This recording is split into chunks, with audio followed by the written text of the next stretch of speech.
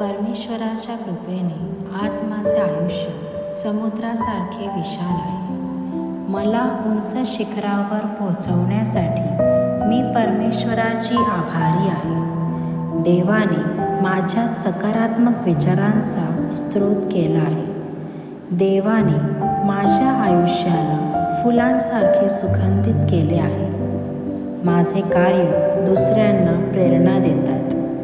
देवाने मला पूर्णपणे सक्षम बनवलं आहे.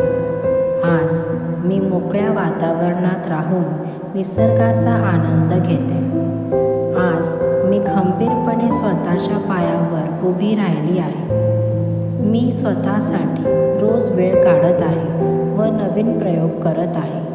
देवाच्या कृपेने आज मी माझ्या मनातले भाव समजून घेतले आहेत. देवाच्या कृपेने मला स्वतःचं वक्तव्य मांडता येतंय, त्यासाठी मी त्याची आभारी आहे.